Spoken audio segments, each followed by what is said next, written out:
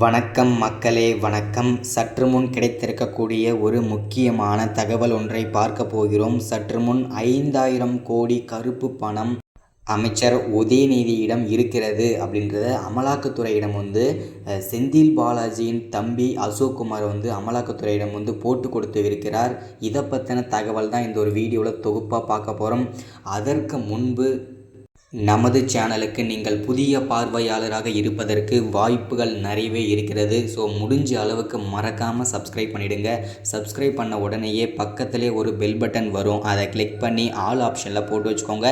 தொடர்ந்து நம்ம வீடியோ போட்டோம்னா உங்களுக்கு நோட்டிஃபிகேஷன் உடனுக்குடனே வரும். அது மட்டும் இல்லாமல் வீடியோ பார்க்குற ஒவ்வொருத்தரும் மறக்காமல் லைக் பண்ணிவிடுங்க. அது ரொம்ப இம்பார்ட்டன்ட். மறக்காமல் ஷேர் பண்ணுங்கள்.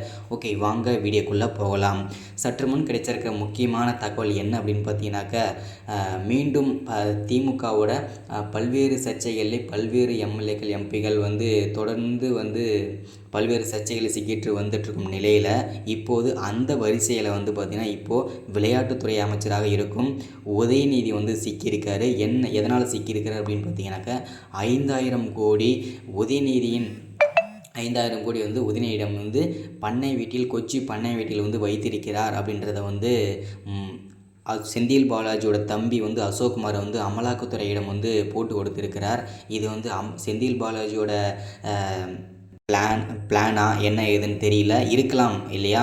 ஸோ இந்த 5000 கோடி எங்கிருந்து அமலாக்கத்துறையிடம் சொன்னதுனால அமலாக்கத்துறை தீவிரமாக அதிரடியான நடவடிக்கை எடுத்ததில் இந்த 5000 கோடிக்கும் மேற்பட்ட கருப்பு பணங்கள் கிடைத்திருப்பது உறுதியாயிருக்கிறது. ஸோ செந்தில் பாலாஜியோட பிளான் தான்றதை தெளிவாக இந்த இடத்துல தெரியுது.